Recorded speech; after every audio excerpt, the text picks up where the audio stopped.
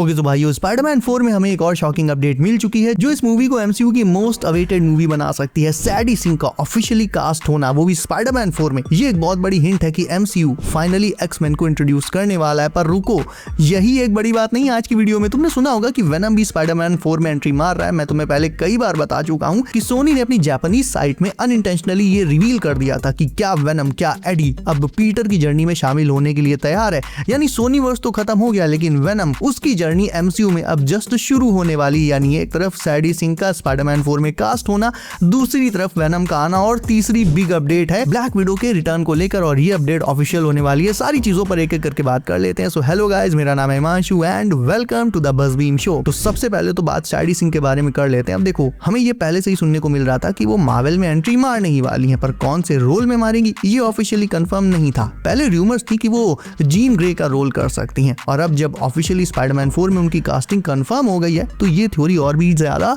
Strong हो जाती है। इमेजिन करो भाई, एक तरफ पीटर पार्कर जो न्यूयॉर्क में नो वे होम के इवेंट्स के बाद अपनी नई लाइफ की शुरुआत कर रहा है, दूसरी तरफ एक म्यूटेंट जीन ग्रे, जिसे हो सकता है कि खुद भी अपनी पावर्स का आइडिया ना हो कि वो किस लेवल की पावर्स को पजेस करती है। और अगर ये सच निकला कि सैडी सिंह एक्चुअल में स्पाइडरमैन 4 में जीन ग्रे ही प्ले कर रही है, तो भाई एमसीयू में म्यूटेंट्स का गेम शुरू हो चुका है, वो भी हमारी नाक के नीचे। और अगर तुम्हें सिर्फ म्यूटेंट्स के ही स्पाइडरमैन 4 में आने से एक्साइटमेंट है तो एक चीज और सुनो, स्पाइडरमैन 4 की कहानी वैसे भी मार्वल बहुत ज्यादा छिपा कर रख रहा है, लेकिन जितनी अपडेट्स अभी तक निकलकर सामने आई हैं उनके अकॉर्डिंग इस मूवी में हमें एक ट्रिपल फ्रंट वाला बैटल देखने को मिल सकता है, जिसमें एक फ्रंट होगा पीटर, दूसरा होगा वेनम एंड तीसरे होने वाले हैं हमारे एक्स-मैन यानी हमारे म्यूटेंट्स। यानी पूरा एमसीयू लिटरली हिलने वाला है, क्योंकि जैसे जैसे एमसीयू मल्टीवर्स सागा के फिनाले की तरफ बढ़ रहा है वैसे वैसे नई नई पॉसिबिलिटीज निकल कर आ रही हैं और सारी चीजें बहुत ज्यादा क्रेजी होती चली जा रही हैं। अगर सैडी सिंह का रोल जीन ग्रे नहीं होता है, मान लो नहीं होता है, तो भी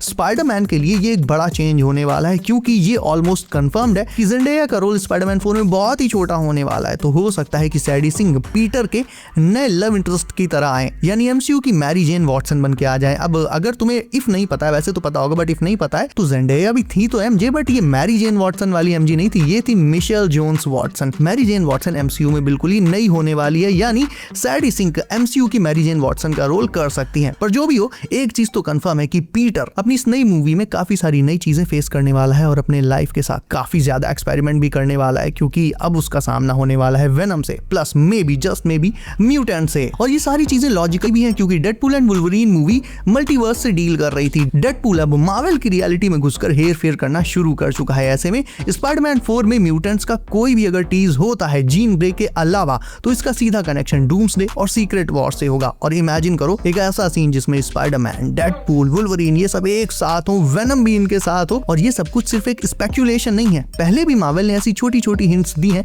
जो बाद में बड़े पे ऑफ्स बन जाती हैं। स्पाइडरमैन और वेनम का बैटल कंफर्म ही है एक तरह से, लेकिन अगर इसी फाइट के बीच में म्यूटेंट्स या डेडपूल और वुल्वरीन की एंट्री होती है तो मार्वल फ्यूचर के लिए एक और बड़ा पाथ सेट कर रहा है, स्पेशली सीक्रेट वॉर्स के लिए, जहां हमने एक Avengers versus X Men story line को ऑलरेडी काफी टाइम से एक्सपेक्ट करके रखा हुआ है। और भाई डेडपूल और स्पाइडरमैन का सार्काज्म फील्ड इंटरैक्शन तो ऑलरेडी एक ड्रीम क्रॉसओवर है ही हर एक मार्वल फैन के लिए। हर एक मार्वल फैन डेडपूल और स्पाइडरमैन को साथ में बातचीत करते हुए देखना चाहता है। इमेजिन करो एक सीन जिसमें डेडपूल पीटर को कंफ्यूज कर रहा हो, वुल्वरीन अपने क्लॉज निकाल रहा हो, वेनम बीच में फुल रैम्पेज मोड में हो। मतलब यार, स्पाइडरमैन 4 डेफिनेटली नो वे होम को तो कहीं कहीं पीछे छोड़ देगी मल्टीवर्स के एस्पेक्ट में। और अगर ये सारा सेटअप हो रहा है तो उसका एक बड़ा इंपैक्ट डूम्सडे और सीक्रेट वॉर्स में भी सीधे सीधे पड़ेगा। यानी इस पॉइंट पर अब मैं ये तो मतलब पूरे दावे के साथ कह सकता हूँ कि स्पाइडरमैन 4 सिर्फ एक सोलो स्पाइडी स्टोरी नहीं होने वाली है, ये पूरे एमसीयू का एक मेजर टर्निंग पॉइंट बन सकती है, जिसमें मल्टीवर्सल कॉन्फ्लिक्ट्स और भी ज्यादा इंटेंस होने वाले हैं।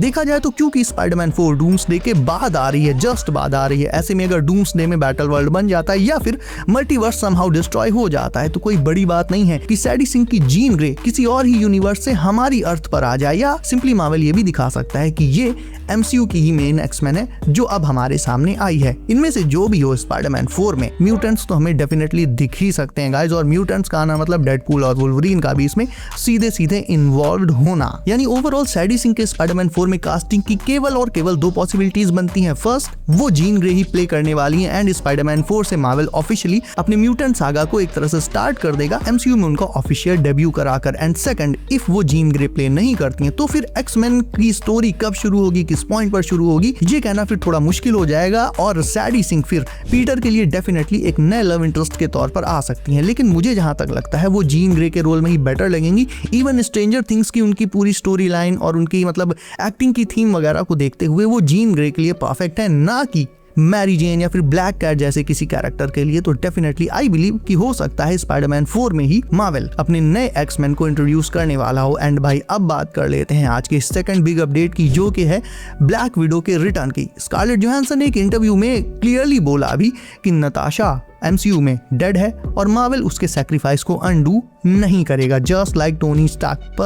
पर अब MCU में सिर्फ एक यूनिवर्स पर फोकस नहीं है, पूरे के पूरे मल्टीवर्स में फोकस है। और जहां डीजे के डॉक्टर डूम की एंट्री हो ही चुकी है, वहां ब्लैक विडो का एक और वर्जन भी आ सकता है, जो कि डेफिनेटली किसी अल्टरनेट यूनिवर्स से हो सकता है। ब्लैक विडो के रिटर्न की रूमर्स ऑलरेडी चल रही थी। पहले ये कहा जा रहा था कि एना डी आर्मास, जिन्हें MCU में कास्ट कर लिया गया है, वो ब्लैक विडो का एक अल्टरनेट वर्जन प्ले करने वाली हैं। बट मार्वल वाले फिलहाल बिल्कुल ही अनप्रेडिक्टेबल चल रहे हैं, जो हम सोचते हैं उससे जस्ट अलग हो जाता है। पर वो अगर चुपके से एवेंजर्स डूम्सडे या सीक्रेट वॉर्स में OG ब्लैक विडो का कोई वर्जन ले आते हैं, तो ये एना डी आर्मास से तो डेफिनेटली बेटर होगा। नॉस्टैल्जिया का सुनामी आ जाएगा। लेकिन हाँ, इसका मतलब ये नहीं है कि नताशा वापस आ ही रही है। मतलब हो सकता है कि एक नया वेरिएंट आए जो पूरा का पूरा मतलब विलन ही हो, यानी डूम की टीम की नताशा, दी अदर्स की नताशा, या एक ऐसा वर्जन जो हमने कभी इमेजिन ही नहीं किया। हो सकता है कुछ नया हो जाए, क्योंकि देखो जो भी हो, एवेंजर्स डूम्सडे और सीक्रेट वॉर्स दोनों ही ऐसे मैसिव इवेंट्स हैं जिनमें पूरा MCU हिलने वाला है, शेक होने वाला है। और ऐसे में मार्वल अगर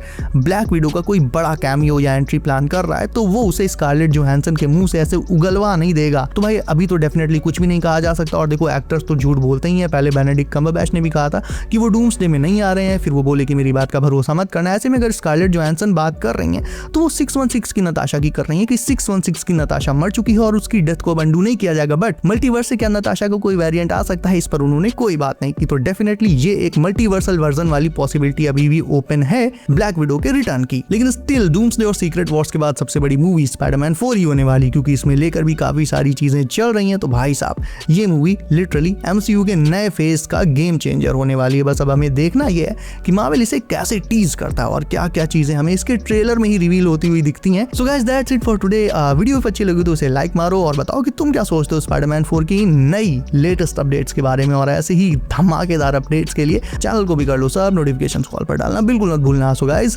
मिलते हैं अगली वीडियो में। बी सेफ, अपना ख्याल रखिए आप। मेरा नाम है Himanshu and I will see you in next one.